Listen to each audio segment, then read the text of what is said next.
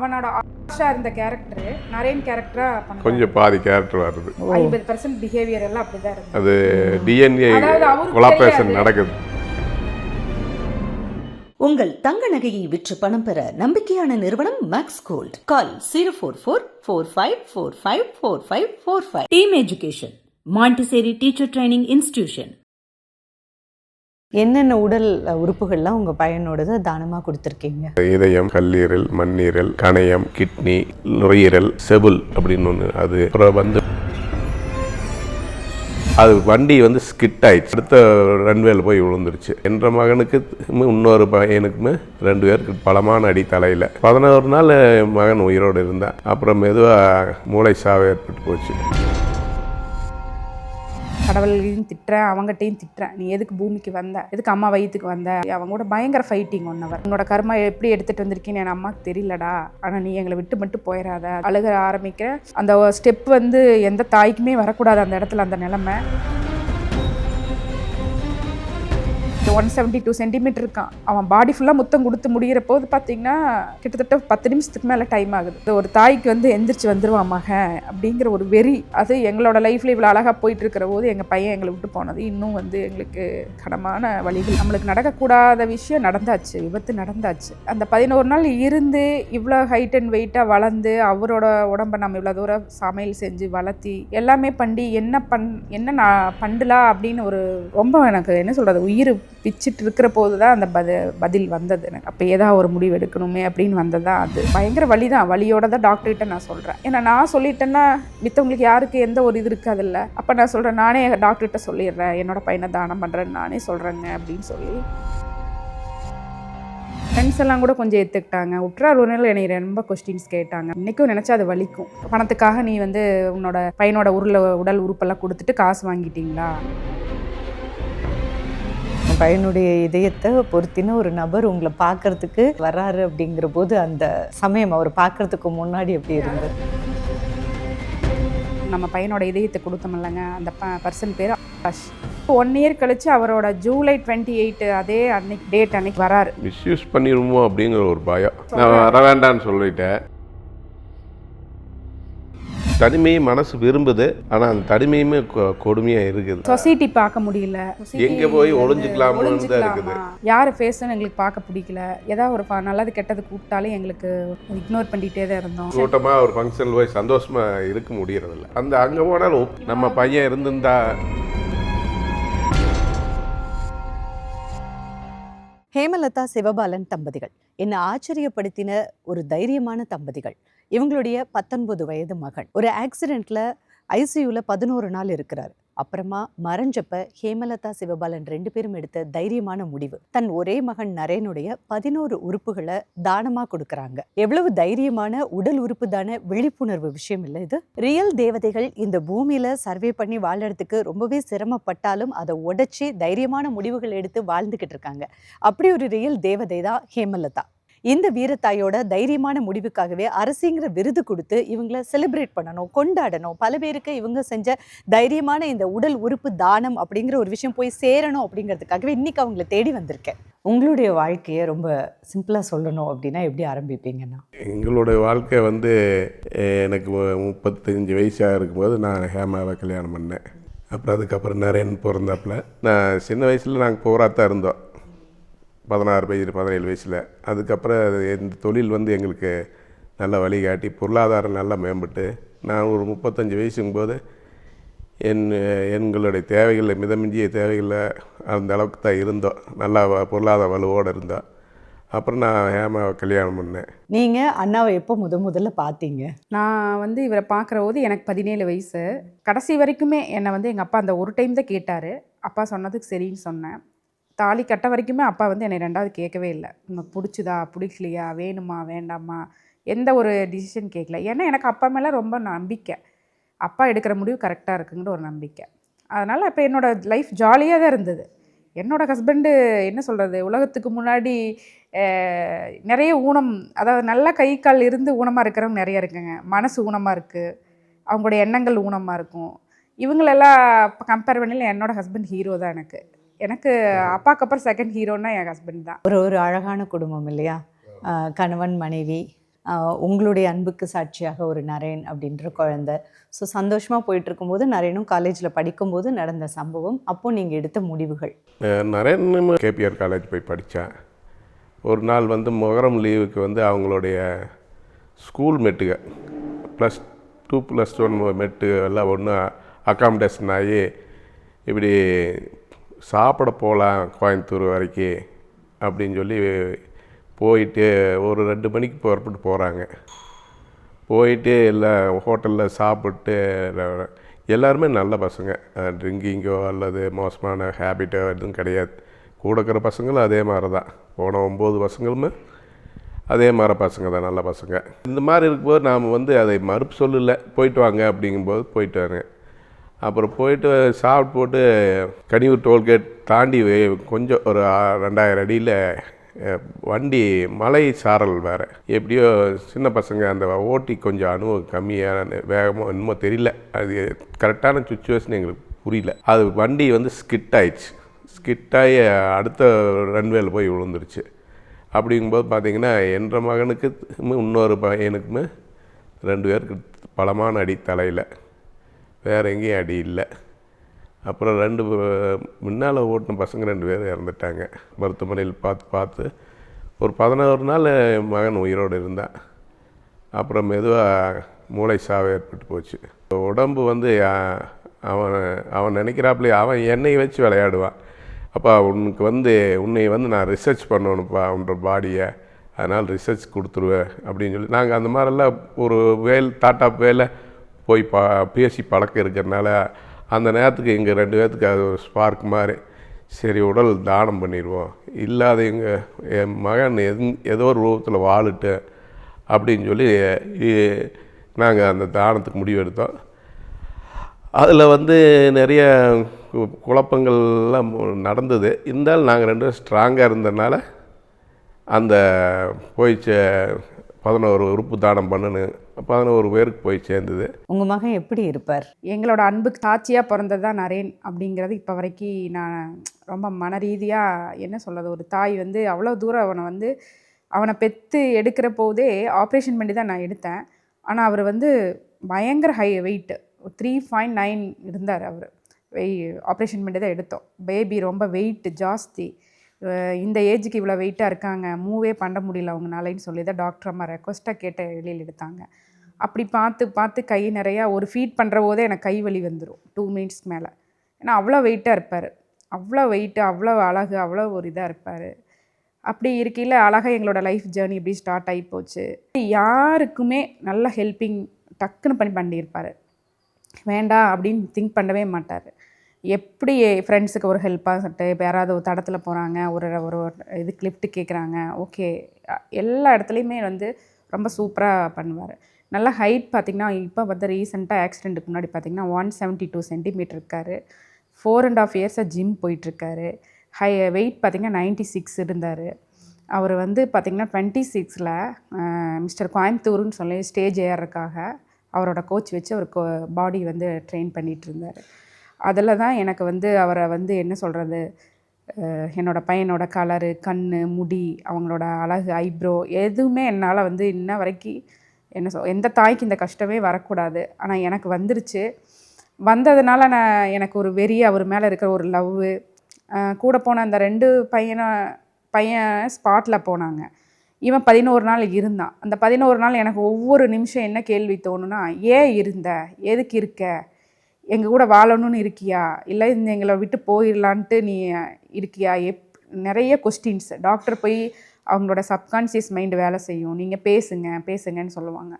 1/2 hour once உள்ளே போய் நான் 10 மினிட்ஸ் பேசிகிட்டே இருப்பேன். நீ அப்பாவோட வில் பவரில் நீ எந்திரிச்சுவான்னு சொல்லி ரொம்ப அவரை காலை பிடிச்சி அழுதுருக்கேன், கையை பிடிச்சி அழுதுருக்கேன், அவரோட நெஞ்சு மேலே படுத்து அழுதுருக்கேன், எல்லா வகையிலும் அவரை நான் அழுதுருக்கேன். டாக்டர் அவங்க முடிஞ்ச சப்போர்ட்டாக அவங்க பண்ணாங்க. ஸ்கல் நல்லா ஓப்பன் பண்ணி 2 டைம்ஸ் பண்ணாங்க. அவங்க பிரெயின் ஆக்சிடென்ட்ல பிரெயின் மட்டும்தான் ஆமாம் கிளாட். மித்தபடி பாடி எல்லாம் சூப்பராக அழகாக ஜிம் முடிச்சுட்டு படுத்திருப்பார் பெட்டில். அதே பொசிஷனில் தான் இருந்தார். ஒரு துளி கூட பாடி 11 நாளில் அவருக்கு குறையவே இல்லை, வத்தவே இல்லை, அந்த கலர் சேஞ்ச் ஆகலை. மானிட்டரில் பார்த்தா எல்லா ஆர்கனும் சூப்பராக ஒர்க் ஆகிட்டு இருந்தது. எல்லாமே எனக்கு ஒரு என்ன சொல்கிறதுங்க, ஒவ்வொன்றும் ஆச்சரியமாக இருந்தது. இவனோட ஆர்கன் இவ்வளோ பக்காவாக இருக்குது. டாக்டர்ஸ் எல்லாமே அதை பேசினாங்க. இப்போ இவ்வளோ ஆர்கன் எல்லாமே சப்போர்ட் பண்ணுறது, பிரெயின் மட்டும் ரத்த கசி நிற்கவே மாட்டேங்குது. நிறைய எனக்கு 11 நாள் அவனோட ஃப்ரெண்ட்ஸ் எல்லாம் பிளட் கொடுத்தாங்க. நல்ல பெரிய விஷயம். அவங்களுக்கு இன்றைக்கும் நான் வந்து மன ரீதியாக பாராட்டணும். இந்த மாதிரி ஒவ்வொரு நாளும் நிறைய நான் வந்து கடந்து வந்துக்கிட்டே இருக்கும். அப்புறம் டாக்டர்கிட்ட போய் கேட்டோம்னா அந்த டாக்டர் சொல்லுவார், பேஷண்ட்டுன்னு பேச மாட்டாருங்க. அவர் வந்து அடியேன் அப்படிங்கிற அடியேன் வந்து நம்மளை விட்டு கொஞ்சம் கொஞ்சமாக தூர போகிறாருன்னு சொல்லி அந்த டாக்டர் சொல்கிறாரு. இப்போ நான் இந்த மாதிரி சொல்லாதீங்க, அவரோட ஹார்ட் எப்போ நிற்கிது ஸ்டாப் ஆகுதோ அப்போ தான் நான் வீட்டுக்கு எடுத்துகிட்டு போவேன், என்ன ஆனாலும் இங்கே இருக்கட்டும் அப்படின்னு சொல்லி சொல்கிறோம். அப்புறம் எவ்வளோ செலவானாலும் என் பையனை காப்பாற்றணுங்கிற அந்த வார்த்தையில் சொல்லிக்கிட்டே இருக்கோம் 2 பேருமே. என் ஹஸ்பண்ட் பணம் எல்லாம் எக்ஸ்ட்ராவே ஹாஸ்பிட்டலில் கட்டி வச்சிடறாரு. ஏதோ ஒரு இடத்துல ஸ்டாஃப் ஆயிரு, பையனுக்கு எதாவது ஆயிருமோ அப்படிங்கிற ஒரு பயத்தில் எல்லாமே வேகமாக நடந்துக்கிட்டே இருக்குது. ஆனால் நரேன் பார்த்தா கண்ணு முழிக்கல. அந்த 8 நாள் கொடுத்த ஹோப்பில் இருந்து 9ஆவது நாள் டவுன் ஆகி அப்புறம் பேக் அடிச்சுட்டாங்க. அதாவது ரிவர்ஸ் ஆகிட்டான் 10ஆவது நாளுங்கீழ ரிவர்ஸே ஆகிட்டான் ஃபுல்லாக. அப்போ நமக்கு நல்லா தெரிஞ்சிருச்சு. அப்புறம் நாங்கள் ஒரு 2 பேரும் வந்து மார்னிங் ஒரு 4:30க்கு 2 பேர் நான் போய் அவங்க கூட ஃபைட் பண்ணுறேன். அதாவது கடவுளையும் திட்டுறேன், அவங்ககிட்டையும் திட்டுறேன். நீ எதுக்கு பூமிக்கு வந்த, எதுக்கு அம்மா வயிற்றுக்கு வந்த, அப்பாட்ட வந்த, அப்பா அம்மாக்காக எதுக்கு பூமிக்கு வந்த அப்படின்னு சொல்லி அவங்க கூட பயங்கர ஃபைட்டிங் 1 hour. காலையில் மார்னிங் 4:30 5:30 வரைக்கும் அவங்க கூட சண்டை போடுறேன் நான்.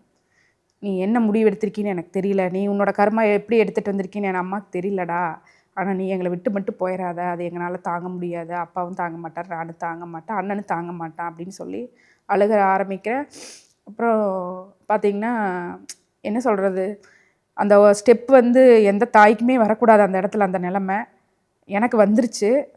ஆனால் சொல்லிட்டு வரேன், இதோட நான் எந்திரிச்சு அம்மா வந்து ஐசியூ விட்டு வெளியில் போகிறேன், நீ எங்களுக்கு வேணும், எங்ககிட்ட வரணும்னு இருந்தீங்கன்னா நீ வா, இல்லைன்னா நான் அம்மா இதுக்கப்புறம் இந்த ஐசியூக்குள்ளே நான் வரமாட்டேன் அப்படின்னு சொல்லி அவங்க கூட ஃபைட் பண்ணிவிட்டு அந்த வார்த்தையை சொல்லிவிட்டு வெளியில் வரேன். சரி, அதான் அவனோட அந்த 1 hour என்ன நடந்ததுன்னா, அவன் பிறந்து வளர்ந்தது, அவன் என் கூட இருந்தது, நான் சாப்பாடு ஊட்டினது, குளிக்க வச்சது, அவன் வளர்ந்த விதங்கள் எல்லாமே நான் பேசுகிறேன். ஹிஸ்ட்ரியாக பேசி அவங்ககிட்ட அவன் பாடி ஃபுல்லாக முத்தம் கொடுத்து, என்ன சொல்கிறேன், 172 சென்டிமீட்டர் இருக்கான்.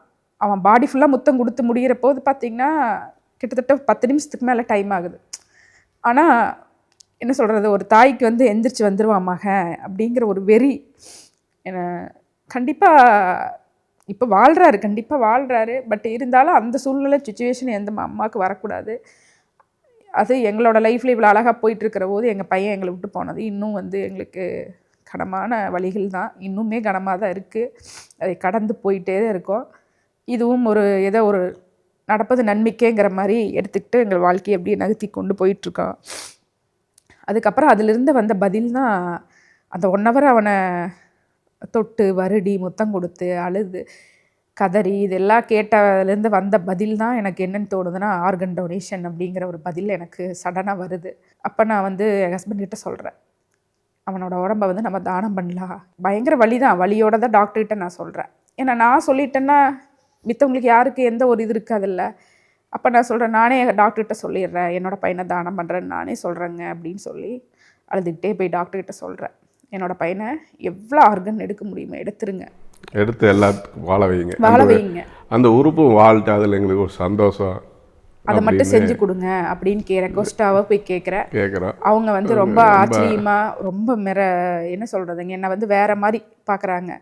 இந்த அம்மா வந்து ஒரு எமோஷனில் சொல்கிறாங்களோ அல்லது நல்லா சொல்கிறாங்களா என்னங்கிற அவங்க வந்து என்னை வந்து விசாரணை பண்ணி அவங்க ப்ரொசீஜர் பிரகாரம் கேட்க வேண்டியதெல்லாம் கேட்டு பிடிச்சி இல்லை. அப்புறம் நான் சொல்கிறேன், ஏன்னா அவனோட ஸ்கின் கூட தானம் பண்ணணும். ஏன்னா ஆர்கனை பற்றி சொன்னதுக்கப்புறம் என்ன சொல்கிறாங்க, அவனோட ஸ்கின் கூட நான் தானம் பண்ணணும், எரிஞ்சு சாம்பலாக விரும்பலை எனக்கு, அவனோட தோல் கூட நான் டொனேட் பண்ணணும் அப்படின்னு சொல்கிறேன், அவனோட போன் முதல்கொண்டு டொனேட் பண்ணணும்னு சொல்கிறேன். இப்போ ஒரு ஆர்கன் எடுக்க எனக்கு என் பையனோட உடம்புலேருந்து இந்த ஆர்கன் எடுக்கக்கூடாது, நிறுத்துங்க, நிப்பாட்டுங்கன்னு சொன்னீங்கனால நாங்கள் நிப்பாட்டிடுவோம் அப்படின்னு டாக்டர் அவங்க சைடு இருக்கிற அந்த ரூல் எல்லாம் சொன்னாங்க. எல்லா ஆர்கன் எடுத்த பிறகு தான் ஹார்ட் எடுக்க முடியுமா அப்படின்னு சொன்னாங்க. எனக்கு அது வரைக்கும் தெரியாது. நிறைய சொல்லுவார், ஏன்னா அவர் ஜிம் போகிறதுனால அவரோட ஆர்கனை பற்றி நிறைய பேசுவார் வீட்டில். ஆனால் எனக்கு ஹார்ட்டு தான் கடைசியாக எடுப்பாங்கங்கிறது எனக்கு தெரியாது. அப்போ நான் வந்து எல்லா ஆர்கனும் கொடுக்குறேன்னு சொன்ன பிறகு பார்த்தோம்னா ஹார்ட்டு தான் கடைசியாக எடுப்போம். அப்போ பார்த்திங்கன்னா நீங்கள் ஒவ்வொரு ஆர்கனாக போயிட்டே இருக்கும், ஒவ்வொரு ஹாஸ்பிட்டல்லேருந்து எங்கே நீட் இருக்கோ எது ப்ரொசீஜர் பிரகாரம் யார் முன்னாடி வச்சுருக்காங்களோ அந்த போர்ட்டில் வந்து ஒவ்வொரு ஹாஸ்பிட்டலில் எடுத்துகிட்டு போவாங்க. அதெல்லாம் கடந்து கடைசியாக தான் அந்த ஹார்ட்டை எடுப்பேங்க அப்படிங்கிற மாதிரி என்கிட்ட சொல்கிறாங்க. எல்லாத்துக்குமே அந்த 2 days நான் வந்து கோஆப்ரேட் பண்ணுறேன்னு சொல்லி நான் தலையாட்டுறேன். அப்புறம் அவங்க 1 by 1 அந்த ப்ரொசீஜர் எல்லாம் ஆரம்பிக்கிறாங்க. என்கொயரிஸ் எல்லாம் இருக்குது. போலீஸ் எல்லாம் வந்து நம்மக்கிட்ட என்கொயரி பண்ணுறாங்க 1 by 1. அப்புறம் எல்லாத்துக்குமே நான் சைன் பண்ணி கொடுக்குறேன். ஒரு பேரண்ட்ஸாக நாங்கள் என்னென்ன பண்ணணுமோ எல்லாமே நாங்கள் 2 பேருமே அதை கோஆப்ரேட் பண்ணணும். நல்லபடியாக அவர் இன்றைக்கி வாழ்கிறாரு.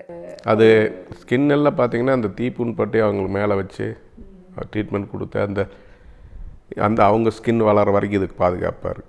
உடல் உறுப்புக்களை தாண்டி எலும்பு தோல் வரைக்கும் நீங்கள் வந்து உயிர் வாழணும் அப்படின்னு நினச்சிருக்கீங்க இல்லையா? அதுவே ரொம்ப பெரிய ஆச்சரியம் தான் எனக்கு எப்பயுமே. இல்லை அது அவன் வந்து கடைசி ஒரு 5 வருஷமான அந்த உடம்ப ரொம்ப லவ் பண்ணி இது அப்படியே கண்ணாடி முன்னால் நின்று எனக்கு படம் காட்டுறது.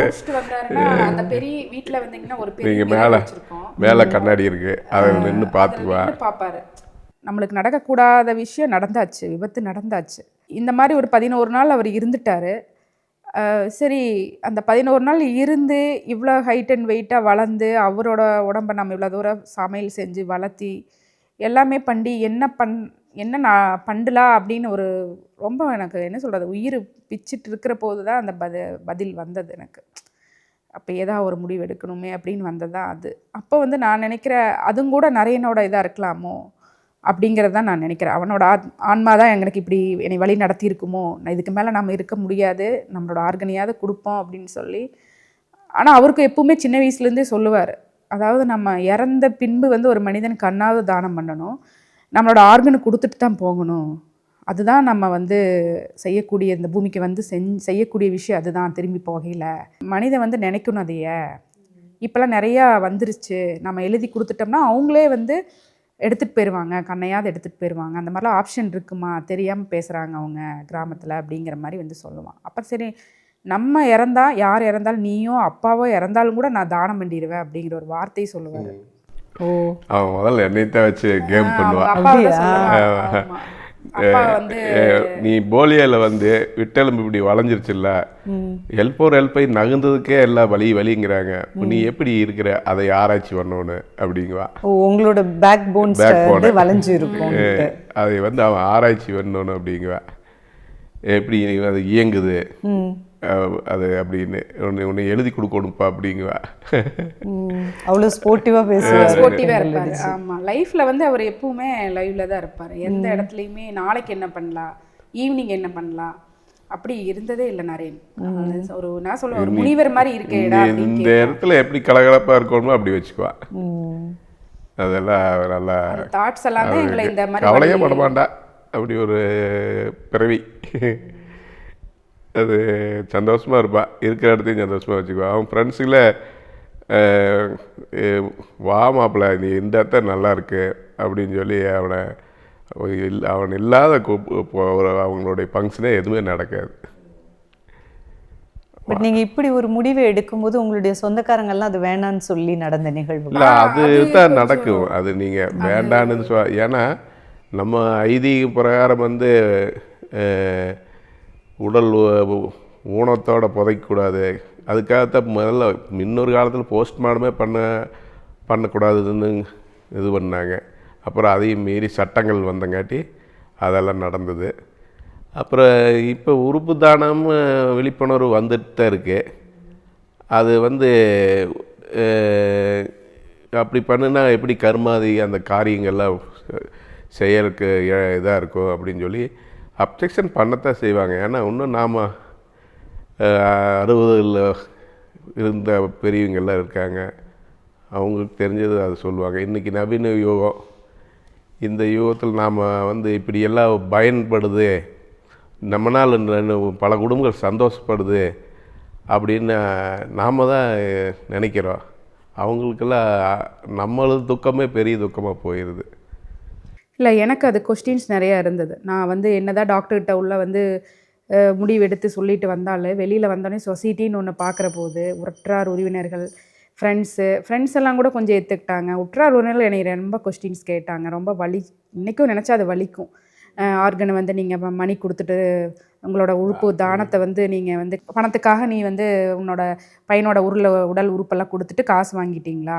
இப்படி கொடுக்குறா ஒரு தாயா, ஒரு அம்மாவா, 10 மாதம் சுமந்து பெற்றிருக்கிறாள்ல, இதெல்லாம் யோசனை பண்ணாமல் ஒரு உறுப்பை விற்கிறாளா அப்படிங்கிற மாதிரி நம்மளை வந்து எல்லாமே நிறைய வந்துச்சு. இந்த மாதிரி கொஸ்டின்ஸ் நிறைய வந்துச்சு. உறவுகளும் என்னை ரொம்ப கஷ்டப்படுத்துச்சு, காயப்படுத்துச்சு. டாக்டர் வராங்க, பேசுகிறாங்க, பண்ணுறாங்க, சைன் பண்ணுறோம். இது மட்டும்தான் தெரியுதோ இல்லையோ மீது எதுவுமே எனக்கு வந்து ஒன்றுமே தெரியல. எனக்கு எல்லாமே எனக்கு கடவுள் மறைச்சிட்டாரா என்னன்னு எனக்கு தெரியல, இல்லை நிறைய நிலை நடத்துகிறாரா அப்படிங்கிறதே எனக்கு தெரியல. அந்த மாதிரி தான் இருந்துச்சு. ஆனால் எனக்கு கேட்கப்பட்ட கேள்விகள் இன்ன வரைக்கும் அது கனமாக தான் இருக்குது. அவங்களும் பெண்கள் தான், அவங்க வீட்லேயும் பெண்கள் இருக்காங்க. ஆணாகட்டும் பெண்ணாகட்டும் கேட்ட அவங்ககிட்ட வீட்லேயும் பெண் இருக்காங்க, அக்கா இருக்கா, அம்மா இருக்கா, ஒய்ஃப் இருக்காங்க, பொண்ணு இருக்காங்க. ஆனால் என்ன கேள்வி இந்த கேள்வி கேட்டாங்க. ஆனால் இன்றைக்கி நான் என்ன நினைக்கிறேன்னா, நம்ம கொடுத்ததுக்கப்புறம் நம்மளை பார்த்து அந்த தனியார் ஹாஸ்பிட்டலில் நிறைய ஆயிரக்கணக்கான பேர் தானம் பண்ணியிருக்காங்க. அதாவது ஒரு விபத்து வேணும்னு யாரும் பண்ணுறதே இல்லை. ஒரு விபத்து நடந்ததில் இது பண்ண முடியும் அப்படின்னு தெரிஞ்சுக்கிட்டு தெரியாத மாதிரி இருக்கிற என்னால் முடியல. இது கொடுத்தா உங்கள் பையன் பூமியில் வாழ்வாருன்னு ஒன்று இருந்தால் நீங்கள் செய்யாமல் இருப்பீங்களா? ஆனால் அதுக்காக உங்கள் வீட்டில் நடக்கட்டுன்னு நான் சொல்ல வரல. என் வீட்டில் நடந்துருச்சு, ஆனால் அவர் பூமியில் வாழ்வார் அப்படின்னு தெரிஞ்சுட்டு எப்படி செய்யாமல் நம்மளால் இருக்க முடியும்? ஆனால் நான் அப்படி தான் திங்க் பண்ணி தான் அதை நான் என்னோடய யோசனையில் எனக்கு அப்படி தோணுச்சு, நான் அதை தானம் பண்ணினேன். ஆனால் இவங்களோட ஆங்கிளில் நான் விற்றுட்டேன், அம்மாவா தாயா அது அப்படிங்கிற கேள்விகள் வந்து எனக்கு இன்றைக்கும் கஷ்டமாக தான் இருக்குது. ஆனால் இருந்தாலும் நான் அந்த உறவுகளை வந்து திரும்பி பார்க்க விரும்பலை. என்னை ஜாலியாக அதுக்கப்புறம் என்னோடய பையன் பார்த்திங்கன்னா நல்லா வாழ்கிறாரு பூமியில். எனக்கு டாக்டர் சொன்ன மாதிரி 3 months கழித்து அந்த டாக்டரே கூப்பிட்டு எனக்கு 3 months கழிச்சு அது ஒரு ரொம்ப நல்லா இருக்கு, நல்லா கிராண்டாக ஒரு ஃபங்க்ஷன் அந்த ஹாஸ்பிட்டலில் வச்சு என்னை கௌரவிச்சு. அப்புறம் அதுக்கப்புறம் பார்த்தீங்கன்னா அந்த டாக்டரில் நீ இப்போ எங்கள் ஹாஸ்பிட்டலில் 5 பேர் உங்களையாட்டவே இப்படி நிறைய பேர்த்துக்கு மறுவாள் கொடுத்துருக்காங்க, இப்படி ஒரு நிகழ்வு உங்கள் சம்பவத்துக்கு அப்புறம் நடந்துகிட்டு இருக்குது அப்படின்னு சொல்லி எங்ககிட்ட சொன்னாங்க. அது எங்களுக்கு அதாவது துக்கத்துலேயும் ஒரு நல்ல நிகழ்வுகள் அப்படிங்கிற மாதிரி தான். இப்போ நான் அதை தான் பார்க்குறேன். நம்மளுக்கு அப்புறம் பார்த்தோம்னா திருப்பூர் மாவட்டத்திலேயே கிட்டத்தட்ட நிறைய பேர் கொடுக்க முடியாமல் அவங்களுடைய எங்ககிட்ட ஃபோன் பண்ணி கேட்டவங்க எல்லாம் நிறைய. நான் வந்து என்ற உறுப்பு தானத்தை கொடுக்கலான்னு இருக்கிறேன், அதை வந்து நாம் எப்படி கொடுக்கறது என்ன பண்ணுறதுன்னு சொல்லி நம்மளை கேள்வி கேட்டவங்க நிறையா பேர், ஒரு 100கணக்கான பேர். அவ்வளோ எல்லாம் உள்ளம் மாறிடுச்சு. அதாவது நிறையா பேருக்கு இந்த கேள்வியெல்லாம் கேட்குறீங்க அப்படின்னு கேட்டால், இல்லை அது வந்து எனக்கு 70 வயசு ஆச்சு, நான் வந்து கொடுத்துட்டு போகலான்னு இருக்கிறேன். இதில் உங்கள் பையனுடைய இதயம் இன்னுமே துடிச்சிட்டு இருக்கு இல்லையா? அந்த இதயம் வந்து பொருத்தப்பட்ட நபரை வந்து நீங்கள் அப்போவே என்கிட்ட போன முறை நம்ம மீட் பண்ணும்போதே சொல்லியிருந்தீங்க. அந்த நபரும் உங்கள் பக்கத்தில் இருக்காங்கன்னு உங்களுக்கு ஆக்சிடென்டெல்லாம் தெரிய வந்திருக்கு அப்படின்ட்டு. எங்கள் அம்மா வீட்டு பக்கத்தில் இருக்காங்க. அவன் ஒரு 26 வயசு பையன், இன்னைக்கு நல்லா இருக்கா. கம்மிங் ஜூலை வந்தால் 2 years ஆகுது. அந்த ஃபஸ்ட்டு வருஷம் அந்த 28 ஜூலை அன்னைக்கு வந்து அவர் பேர் வந்து நம்ம பையனோட இதயத்தை கொடுத்தோமில்லங்க, அந்த பர்சன் பேர் ஆகாஷோட அண்ணாவும் வந்து சின்ன வயசில் ஒரு இன்சிடெண்ட்டில் தவறிட்டார். அது எப்படி தெரிய வருதுன்னா, அதை எங்கள் மாமியார் வீட்டுக்கு பக்கத்தில் தான் அவங்க வீடு இருக்கிறனால எனக்கு அந்த ஹிஸ்ட்ரியெல்லாம் தெரிஞ்சிச்சு. ஆனால் இவர் பார்த்தீங்கன்னா அந்த 1 year வந்து நான் ஃபஸ்ட் ஒரு இன்டர்வியூ கொடுக்குற போது பார்த்தீங்கன்னா, அவர் நல்லா வாழணும், அவரை நான் சந்திக்க விரும்பலை. இப்போ டாக்டர்ஸ் எல்லாம் 1 year சந்திக்கிறதுக்காக விரும்புனாங்க அவங்க ஃபேமிலி பையனோட வந்து வேண்டான்னு அவாய்ட் பண்ணிட்டோம்.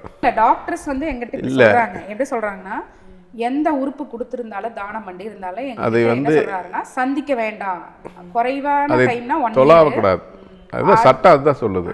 ஆனால் இதெல்லாம் சமூகத்தில் எதாச்சியாக நிகழ்ந்து இது நிகழ்வு இதுவுமே எங்களுக்கு யதார்த்தமாக தெரிஞ்சது தான். எங்கள் அம்மா வீட்டு பக்கத்தில் அவங்க இருக்காங்க. அப்புறம் நம்ம பையன், எங்கள் சித்தப்பா அங்கே தான் இருக்கார், என்ற நண்பர்களும் அங்கே தான் இருக்காங்க.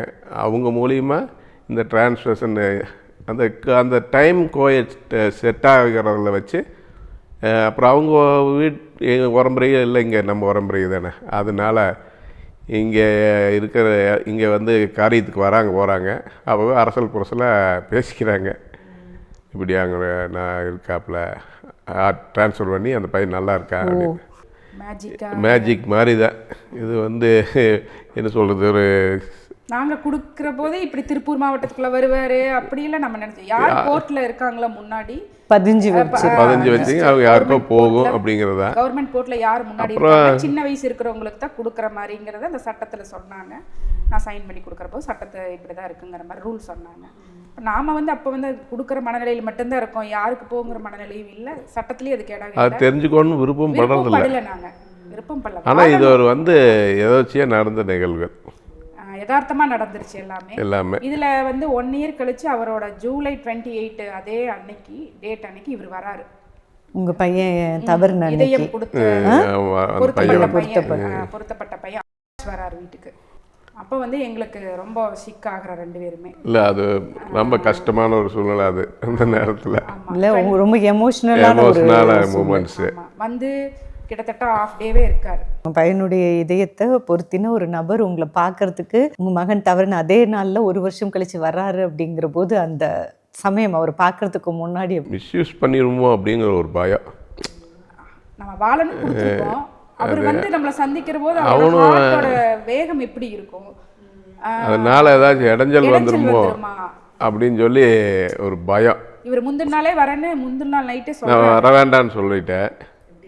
ஆமாம் வேண்டாம், இல்லை அது இன்னும் கொஞ்ச நாள் ஆகட்டும், அவன் அது அது அவங்ககிட்ட இருக்குல்ல, அது இன்னும் நல்ல விதமாக அவனை வந்து அவன் உடம்பு கூட நல்லா மெர்ஜ் ஆகட்டும். அதுக்கு முன்னால் அதை டிஸ்டர்ப் பண்ணக்கூடாதுல்ல, அவனும் எமோஷன் ஆவான்.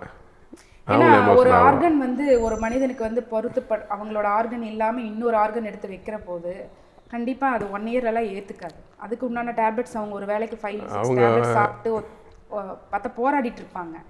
அந்த மனநிலையில் இவ வரும்போது நம்ம அந்த மாதிரி ஒரு உடம்பு மாறும்ல, அவனுக்கு அந்த வே ஆஃப் திங்கிங் வந்து தேவையில்லாத உள்ள வந்து அந்த சுரபிகள்லாம் வந்து கம்மியாக சுரந்து ஏதோ ஒன்று ஆகி போச்சுன்னா நம்ம கண்ணு முன்னாலே நாம கெடுத்து போடுறோம்ல அப்படின்னு ஒரு பயம். அதனால வேண்டாம் அப்படின்னு சொல்றாரு. பட் அந்த நரேன் இதயத்தை பொருத்தின அந்த நபர் ஆகாஷ் வந்து அவருக்கு உங்களை கண்டுபிடிச்சு அவராக்கு ஃபோன் பண்ணி வர. அப்ப நான் சொல்றேன், அவரே சொல்றாரு, உங்களோட நம்பரை நாங்க யூடியூப்ல இருந்து எடுத்தோம்மா, நான் வரணும் நாளைக்கு மார்னிங் வரேன், இந்த டைம் வர லொக்கேஷன் எனக்கு அனுப்புங்க அப்படின்னு கால் பண்றாரு. நீ வர வேண்டாம், நம்ம இன்னொரு நாள் சந்திக்கலாம், நீ நல்லா இரு அப்படின்னு சொல்கிறோம். இக்னோர் பண்ணுறோம். அப்புறம் அவன் அதெல்லாம் மீறி வந்து பார்த்துட்டு போயிட்டான். அது பரவாயில்ல, நல்லா இருக்காங்க, மேரேஜ் கூட பண்ணிட்டாங்க. ரொம்ப ஹெல்த் வைஸில் நான் ரொம்ப நல்லா இருக்கேன், நீங்கள் பயப்படுற மாதிரி நான் இல்லை, நான் ரெடியாகி வந்துட்டேன் அப்படின்னு சொல்லி வந்து இருந்து ½ டே நம்ம கூட இருந்து எல்லாம் பார்த்து எங்களுக்கு தெளிவுபடுத்திட்டு போயிட்டாரு. அந்த இதயம் பொருத்தப்பட்ட அந்த பையனை பார்க்கும்போது ஒரு மறுபிறவி மாதிரி, நரேனோட மறுபிறவி தான் இப்போ பார்க்கும்போது உங்களுக்கு எப்படி இருந்துச்சு? ஒரு நல்ல சந்தோஷமா தான் இருந்தது. நீங்க பயந்த பயம் எல்லாம் போயிடுச்சு. வர வேண்டாம்னு சொன்ன மனசு அவர் வந்து இருந்து போகையில தவச்சுது. என்ன இருந்தாலும் அது ஒரு தாய் தகப்பனுக்கு கஷ்டமா, இந்த வீட்டுல வாழ்ந்த பையன், ஒரு கிட்டத்தட்ட என்ன சொல்றதுங்க, அப்படி உருண்டு பிறண்டு விளையாடின வீடு இது, அவனை வச்சு ஏண்டா போறாங்கிற மாதிரி தான் கஷ்டப்பட்டுச்சு. டிஸ்டர்ப் ஆகக்கூடாதுன்னு சொல்லி அப்புறம் மறுபடியும் கேப் மெயின்டைன் பண்ணிட்டோம். அப்புறம் இப்போ அவனுக்கு இப்போ மேரேஜ் முடிஞ்சது, அந்த அளவுக்கு அவன் ரெடி ஆகிட்டான். உடனே நான் அந்த டாக்டருக்கு தான் நன்றி சொல்கிறேன். வராரு, உள்ளே வராரு, அப்புறம் நான் வந்து ஸ்வீட்டு இதெல்லாம் எடுத்துகிட்டு வந்து வைக்கிறேன், சாப்பிட்றாரு. அவங்க அப்பா பக்கத்தில் ரெகுலராக நரேன் போய்க்கு வருவார், அதே மாதிரி போய்க்கு வர்றாரு. அப்பா கேட்குறாரு, மூமெண்ட்ஸ் ஒரு 50 வருஷம் மூமெண்ட்ஸ் அவனுடைய இதுதான். அப்புறம் அப்படியே அது மாறிடுச்சு. அவனோட ஆகாஷா இருந்த கேரக்டர் நரேன் கேரக்டரா கொஞ்சம் பாதி கேரக்டர் வருது. 50% பிஹேவியர் எல்லாம் அப்படிதான் இருக்கு. அது டிஎன்ஏ கொலாபரேஷன் நடக்குது. ஓகே, டிஎன்ஏ கொலாபரேஷன் அண்ணா அழகா சொல்றாங்க.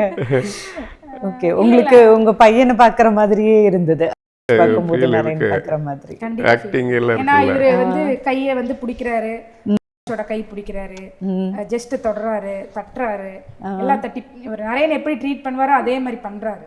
அவன் அதே மாதிரி தான் பண்ணுறான், அதுக்கு கோஆப்ரேட் பண்ணான்.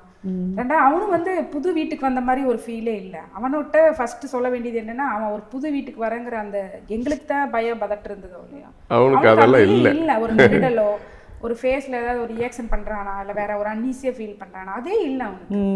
அவன் கேஷுவலாக வந்து உட்காந்துட்டு அவர் எப்பவுமே ஒரு லெஃப்ட் ஹேண்டு. நரேன் வந்து லெஃப்ட் சைடு தான் ஃபுல்லாக, எழுதுறதுலேருந்து எல்லாமே லெஃப்ட் தான், டிரைவிங் எல்லாமே லெஃப்ட் தான். பார்த்தீங்கன்னா காலை மடிச்சு கோருவார், ஒன் சைடு காலை மடிச்சுதான் எப்பவுமே கோருவார். சோபா கேட்குறாரு, எனக்கு இப்படி கோரன் போல இருக்கு சோபாவில், இப்படி கோரட்டுமா அப்பா அப்படின்னு கேட்குறேன். அப்போ இவருக்கு எங்க ரெண்டு ஷாக் ஆகுது.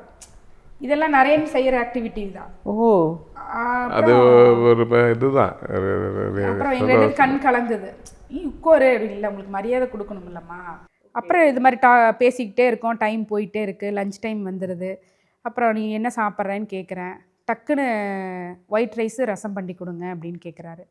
அப்போ நான் சொல்கிறேன், ஏன் நீ இப்படி கேட்குற, ஒரு நீ வந்திருக்கேன் ஸ்வீட் ஏதோ நான் செய்யணும் பண்ணணும், இந்த மாதிரி சாம்பார் ரசம் பொரியல் வடை பாயசம்லாம் செய்கிறேன், நான் 1/2 hourல செஞ்சிருவேன் நான் வேகமாக, எனக்கு தெரியும் நீங்கள் குயிக்காக சமையல் பண்ணுவீங்கன்னு சொல்கிறாரு. ஒவ்வொரு கேள்விக்கு பதில் கொடுக்குற இல்லைலாம் எனக்கு அப்படியே ஷாக் ஆகிட்டே இருக்குது. அந்த ரச சாதம். அப்புறம் நரேன் வந்து எப்பவுமே ஸ்கூல் பார்த்தீங்கன்னா 12th வரைக்கும் ரச சாதம் பொரியல் எடுத்துகிட்டு போவார். எப்பவுமே நிறைய டிஃபன் பாக்ஸ் ஓப்பன் பண்ணால் அவனோட ஸ்கூல் மேம் ஃப்ரெண்ட்ஸ் எல்லாம் சொல்லுவாங்க, இவன் ரசசாதம், பேர் அவனுக்கு ரசசாதம்னு இருக்குது. ஒன் ஆஃப் த குரூப் ரசசாதம் தான் அவனை கூப்பிடுவாங்க. டக்குன்னு அதே மாதிரி ரசம், வேறு ஏதாவது கேட்டிருக்கலாமே. நான் இது முன்னாடி இன்டர்வியூலையும் கூட நான் சொன்னதில்லை, அவர் என்ன சாப்பிடுவாருன்னு சொல்லவே இல்லை. ஆனால் அவர் சொல்கிறாரு ரசம் வேணும் சாப்பாடை வேணும் அப்படின்னு கேட்குறேன். அப்புறம் நான் போய் கடகடன்னு அழுகையோடையே, அந்த அழுகை என்ன சொல்கிறது, மன குமரல் அதெல்லாம் தாங்கிட்டு அதையோடையே போய் அந்த சமையலை செய்கிறேன். கடகடன் பண்ணி கொண்டு வந்து ஒரு 20 minutesல கொடுக்குறேன். அப்பாவுக்கும் கொடுங்க அப்படின்னு சொல்லி கையோட போட்ட அவங்க அப்பா பிளேட்லேயும் போட சொல்லி, எல்லா நேரத்துலையும் அம்மா அப்பாங்கிற அந்த ஃபஸ்ட்டு டேவே ஃபஸ்ட் அன்னைக்கே அப்பா அம்மா தான் பேசினான். வேற அந்நியமாக பேசுகிறோம், ஒரு அங்கிள் ஆண்டியோ வேறு எந்த ஒரு இதே அவன் பேசவே இல்லை. இப்போ வரைக்குமே எதுவுமே அவனோட ஆக்டிவிட்டி மாறவே இல்லை. அவனுக்கு நாங்கள் வந்தாவே போனாவே எங்களை பார்த்தாவே அவனுக்கு ஒரு என்ன சொல்கிறது, அவனுக்கு ஒரு கம்பீரம் வருது. அதெல்லாம் அவன் சொல்கிறான், அப்பா பக்கத்தில் இருந்தால் எனக்கு ஒரு தைரியம் வருதுமா, எனக்கு கம்பீரமாக இருக்குது அப்படி அந்த வேர்ட்ஸ் எல்லாம் சொல்லி அவன் சொல்கிற மாதிரியே தான் இவன் சொல்லிகிட்டே தான் இருந்தான். இதெல்லாமே எனக்கு ரொம்ப, அவங்ககிட்ட நான் வாய் திறந்து சொல்லலை. ஆனால் நான் நம்ம ஒரு தாயாக நம்மளுக்குள்ள ஒரு ஒற்றுமையை பார்த்துட்டே இருப்போம்ல, இவன் சொல்ல சொல்ல எனக்கு அந்த போராட்டம் இருந்துக்கிட்டே இருக்குது. எனக்கும் இருக்குது, என் ஹஸ்பண்டுக்குமே இருக்குது. ஒப்பீடுகள் நடந்துகிட்டே தானே இருக்கு. மன போராட்டம் பயங்கரம். அது அந்த அன்னைக்கு ஃபுல் டே வந்து என்ன சொல்கிறதுங்க, பயங்கரமான போராட்டமாக தான் இருந்தது. அப்புறம் அவர் போயிட்டு வரேன்னு சொல்கிறாரு. அப்புறம் நல்லபடியாக சாப்பிட வச்சு அனுப்பிச்சி வைக்கிறோம். ஆக்சுவலாக உறுப்பு தானம் அப்படிங்கிறத முடிவெடுத்து பண்ணிட்டீங்க. ஆனால் அதுக்கப்புறமா ஒரு பேரண்ட்ஸாக உங்களுக்கு ஒரு தவிப்பு இருக்கும் இல்லையா, ஒரு தனிமை, ஐயோ நம்ம புள்ள அப்படின்ற அந்த ஒரு டிப்ரெஷன் ஃபேஸ் இருந்தது இல்லையா. அப்போ நீங்கள் 2 பேரும் அந்த வாழ்க்கை, அந்த ஒரு டார்க் பீரியட், அதை எப்படி கடந்தீங்க? தனிமையை மனசு விரும்புது, ஆனால் அந்த தனிமையுமே கொடுமையாக இருக்குது. கொடுமையாக இருக்குது. அப்புறம் சொசைட்டி பார்க்க முடியல, எங்கே போய் ஒளிஞ்சிக்கலாம்னு தான் இருக்குது. யார் ஃபேஸ்ன்னு எங்களுக்கு பார்க்க பிடிக்கல. ஏதாவது ஒரு நல்லது கெட்டது கூப்பிட்டாலே எங்களுக்கு இக்னோர் பண்ணிகிட்டே தான் இருந்தோம். ரெண்டாவது வீட்டு விட்டு வெளியில் போய் இன்ன வரைக்கும் கொஞ்சம் சங்கடமாக தான் இருக்குது. இன்ன வரைக்கும் ஒரு நல்ல கூட்டமாக ஒரு ஃபங்க்ஷனில் போய் சந்தோஷமாக இருக்க முடியறதில்ல. ஏன்னா அது அப்படி ஒரு அந்த அங்கே போனாலும் ஒப்பீடுகள், நம்ம பையன் இருந்திருந்தா இப்படியெல்லாம் கல்யாணம் பண்ணி பார்த்துருப்போமா அப்படிங்கிற ஒப்பீடுகள் தான் சந்தோஷத்தை அப்படியே பிரேக் ஆகிடும். நம்ம பண்ண விஷயம் வந்து தப்பான விஷயமும் அல்ல, நடந்தாச்சு, நம்ம பண்ணியாச்சு. இன்னும் வந்து அதை நம்மளை வந்து அந்த பரிதாபத்தோட ஒரு அனுதாபத்தோட பாவமாக பார்க்குறது வந்து எங்களுக்கு பிடிக்கல, 2 பேர்த்துக்குமே பிடிக்கல. அதனால ரொம்ப வேண்டான்னு தான் இருக்குது. அது இப்போ கடந்து வந்துட்டோம். சரி ரைட்டு, நம்ம மனசு ஏற்றுக்குச்சு இந்த சூழ்நிலையை. அதுதான் இன்னும் வந்து காயப்படுத்திட்டு தான் இருக்குது. அது ஒரு வகையில் நான் ஒரு இதாக தான் நினைக்கிறேன். செஞ்சவங்களை வந்து வரவேற்காட்டி பரவாயில்ல, ஆனால் நீங்கள் சொன்ன மாதிரி ஒரு பரிதாபமாவோ ஒரு பாவமா அது ஒரு மாதிரி பார்க்குறது, நம்மளை வந்து அப்படியே பார்க்குறது வந்து கஷ்டமாக தான் இருக்குது. இது நான் எப்படி பார்க்குறேன்னா, சொசைட்டியில் இப்போ ஒரு ஃபங்க்ஷனே நம்மளே மனசு மாறி கொஞ்சம் போனால் கூட அவங்க வந்து பேசும்போது வாங்க வாங்கன்னு சொல்லி நம்மளை அணைச்சிக்கிட்டு சேர்த்து இது பண்ணினா தெரியாது. அவன் இருந்திருந்தா அந்த மறைஞ்சு போனவனை பேரை சொல்லி ஐயோ அவன் இந்த நேரத்தில் இல்லையே அவன் போயிட்டானே அப்படின்னு சொல்லும்போது நம்மளுக்கு அது குத்தம், அது வலிக்கும். வலிக்கும். அதெல்லாம் பேசக்கூடாதுன்றது சமூகத்துக்கு இப்போ தெரிஞ்சிருக்கணும். ஒரு பேரண்ட்ஸா நம்மளோட குழந்தையை நம்ம வந்து மறந்துடுவோமா? மறக்க முடியுமா? இருந்தாலும் இல்லை என்றாலும் நினைக்கவுமா? இன்னைக்கு எல்லா 2 குழந்தை நல்லா பெற்று வளர்த்தி எடுத்து ஃபாரின்ல போய் செட்டில் ஆயிடுறாங்க. பேரண்ட்ஸை பார்க்காம நிறைய இருக்காங்க, அந்த மாதிரி சமூகத்தில் இருக்காங்க. பேரண்ட்ஸை பார்க்காத மகன் இருக்கலாமா ஒழிய மகனை பார்க்காத பேரண்ட்ஸ் இருக்க முடியாது. கிடையாது, இல்லை, இல்லவே இல்லை. இல்லை. ஆனா இப்போ சொசைட்டில பாத்தீங்கன்னா அப்படிதான் பார்க்குறாங்க. சமூகத்தோட கேள்விகள், எந்த கேள்விகள் ரொம்ப எரிச்சல் ஊட்டும்? நம்ம வந்து நரேனோட பாதிப்பை, எங்களோட மகனோட பாதிப்பு நாங்கள் மறந்துட்டு போய் அந்த ஃபங்க்ஷன் நாங்கள் கொண்டாடணுங்கிற மனநிலையில் நாங்கள் அங்கே போகல. அவங்க நம்ம வீட்டுக்கு கூப்பிட்ருக்காங்க, அவங்க ஃபங்க்ஷன் கூப்பிட்ருக்காங்க, நம்ம போகிறோம், அதை நம்ம ஆசீர்வாதம் பண்ணிட்டு வரணும் தான் நம்ம போகிறோம். நம்ம போய் அவங்க நினைக்கிறாங்க இழந்ததை மீறி இவங்க ஃபங்க்ஷன் வந்து அட்டன் பண்ணி சந்தோஷமாக இருக்காங்க, சிரிக்கிறாங்க, இவ்வளோ ஜாலியாக இருக்காங்க, பார்க்குறக்கு நல்லா இருக்காங்க, எப்படி இவ்வளோ ஹாப்பியாக இருக்காங்க அப்படிங்கிற ஒரு கொஸ்டின்ஸ் மார்க்கோட ஏதை பார்க்குறாங்க நம்மளை. அப்புறம் இப்போ பரவாயில்லையெல்லாம் ரெடி ஆகிட்டிங்களாட்டிருக்கு. அது என்ன கேள்வி? பரவாயில்ல ரெடி ஆயிட்டீங்கன்றது. அப்படின்னா பரவாயில்ல ரெடி ஆயிட்டீங்கன்னா அப்போ ரெடி ஆகக்கூடாதா? இல்லை, அது என்ன கேட்கணும்னு அவங்களுக்கு தெரியறதில்ல அப்படின்னு சொல்ல முடியாது. அது இப்போ இவர் சொல்றாரு இல்ல, இது சொல்லுவாரு, நாங்கள் 2 பேரும் ஃபைட் வந்து வாக்குவாதமாக இருக்கும். அது வாக்குவாதம் வரும், அவங்களுக்கு தெரியல அது கேட்கலாமா கேட்க அந்த கேள்வியில இருக்கக்கூடிய உளவியல் பின்புலம் அப்படிங்கிறது பெண்களுக்கு அது உணர முடியும்ல.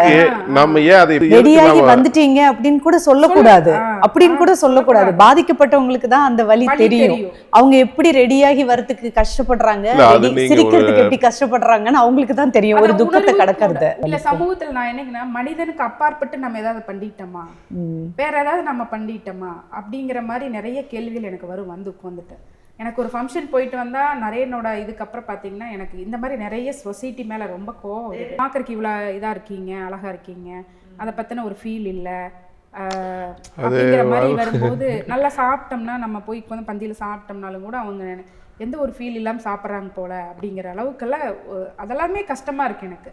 அப்போ நான் என்ன பண்ணுறோம், நாங்கள் நம்ம மனிதருக்கு அப்பாற்பட்டு நம்ம ஏதோ ஒரு விஷயத்தை பண்ணிட்டோமா, அப்போ என்ன பண்ணணும்? இறப்பு நடக்காத வீடே கிடையாது, இறப்பு நடக்க முடியாத மனிதனும் கிடையாது. அப்போ நீ முன்ன போன பின்ன போன அதுதான் வித்தியாசம். ஆனா ஒரு இறப்பு பாசம் வச்சவங்க ஒருத்தர் ஒரு ஒரு நெருங்கின சின்ன வயசுல உயிரை விட்டுட்டாங்க ஒருத்தங்கன்னா, கூட இருக்கிறவங்க அந்த இழப்பை தாங்கிக்கிறதுக்கே மிகப்பெரிய பலம் வேணும். அதுல பாசிட்டிவா அந்த குடும்பம் நகர்றாங்க அப்படின்னா இந்த சமூகம் அதுக்கு துணையா நிற்கணும். அதை விட்டுட்டு இவங்க எப்படி அழகாக ட்ரெஸ் பண்ணலாம், இவங்க எப்படி அவங்கள க்ரூமிங்காக வச்சுக்கலாம், இவங்க எப்படி சிரிக்கலாம், இவங்க எப்படி சாப்பிடலாம், இவங்க எப்படி சந்தோஷமாக இருக்கலாம், சந்தோஷமாக எப்படி கோயிலுக்கு போகலாம், இதை வந்து இதை ஆச்சரியமா பார்த்து கேள்வி கேட்கக்கூடாது, இன்னும் குத்தக்கூடாது. அவங்க கிட்ட வந்து ஒரு துக்கம் நடந்துருச்சு, ஒரு சின்ன வயசுல ஒரு 20, 25, 30 வயசுல ஒரு துக்கம் நடந்துருச்சுன்னா அதோட வழி மிகப்பெரிய வழி. அதை மீறிட்டு பாசிட்டிவாக வராங்கன்னா வரவே இருக்கணும். ஆனால் இந்த சமூகம் எப்படி பார்க்கணும்னா மூலையில் முடங்கி உட்காந்துடணும். அவங்க வந்து மேக்கப் பண்ணிக்க கூடாது, அவங்க சந்தோஷமா இருக்கக்கூடாது, சாப்பிடக்கூடாது, பொலிவிலேருந்து இருக்கணும். பொலிவிலேருந்து அப்படியே ஒரு சோகமா அப்படியே அதை பத்தியே புலம்பிட்டே இருந்தாக்கா அவ வந்து அதை ஃபீல் பண்றா நல்லவ. அது பாசிட்டிவிட்டி கிடையாது, அது பாசிட்டிவிட்டி கிடையாது, கிடையாது. அது பாசிட்டிவிட்டி கிடையாது, அது டிப்ரெஷன் ஃபேஸ். அது இல்லை, அது நீங்கள் அது வந்து நாம் கடந்து போகிற காலம் இருக்குது. நம்ம வாழ வேண்டிய கால கடவுள் கையில் தான் இருக்குது. ஆனால் இன்னைக்கு வாழ்கிறது நம்ம கையில் தான் இருக்குது. இப்போ நீங்கள் டிப்ரெஷன் பீரியடுன்னு ஒரு பீரியட் இருந்திருக்கும் கண்டிப்பாக, இல்லையா? அந்த டைம் வந்து நீங்கள் என்ன பட்டீங்க அப்படிங்கிறது உங்களுக்கு தான் தெரியும், இல்லையா? மனசளவில் உடம்பெல்லாம் கெட்டு போச்சு இல்லைங்க. நரேனுக்கு வந்து ஒரு 30 நாள் முடிகிறக்குள்ளேயே என்ன ஆயிடுச்சுன்னா, எனக்கு L4 L5 பாதிச்சு, one side right சைடே எனக்கு இயங்காமல் ஆயிடுச்சு. இவருக்கு ஹஸ்பண்ட் பார்த்தீங்கன்னா C1 C2 மாதிரி பாதிச்சு, ரைட் சைடு கை வந்து ஒரு ஷர்ட்டே போட முடியாது, ஒரு சாப்பிட்றதுக்கு கூட கை வராது, அந்த மாதிரி அந்த அளவுக்கு அது உடம்பு மனமும் உடம்பும் ஒருங்கே பயணிக்காதனால உடம்பு ரொம்ப தளர்ந்து போயிடுச்சு. வியாதி அல்லது தளர்ந்து போய் அது ரெக்கவர் ஆகிறதுக்கு 1 இயர் ஆகிப்போச்சு. பெரிய மன வியாதி மாதிரி தூக்கவே வராது. அப்புறம் எப்படியாவது தூங்கும் கொஞ்ச நேரம், அது ஒரு 1 இயர் அப்படித்தான் இருந்தது. அப்புறம் 2 வேளை சாப்பிடவே மாட்டோம் 2 பேர். ஃப்ரூட்ஸு இந்த மாதிரி ஏதோ ஒரு வேளை தான் சாப்பிடுவோம், அது ஃப்ரூட்ஸ் ஏதோ இந்த மாதிரி இளநீர் குடிச்சிட்டு இப்படியே தான் போச்சு. அவளையே பசி இல்லை, நல்லா பசிச்சதே கிடையாது. இப்போ வரைக்கும் எங்களுக்கு பசியே எடுக்கிறது இல்லை. என்னோடய மகனுக்கு அப்புறம் எங்களுக்கு பசிங்கிறதே வர்றதில்லை.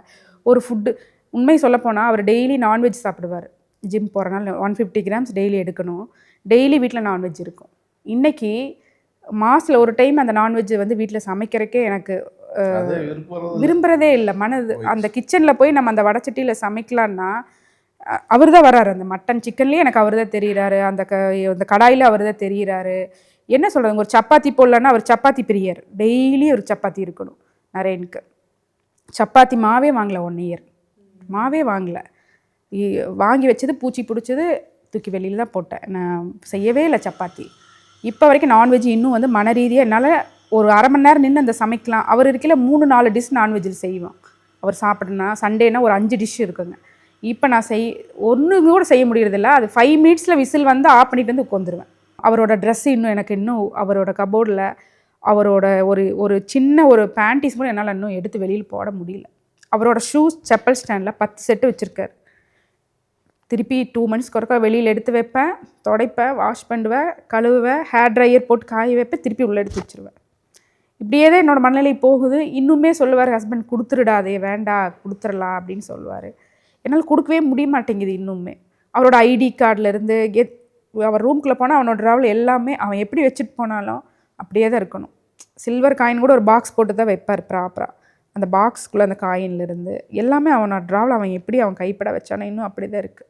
1.5 இயர்ஸ் ஆனாலும் நம்மளுக்கு அதை மாற்ற முடியல. என்னால் மாற்றினா என் மனசு வலிக்குது, கஷ்டப்படுது.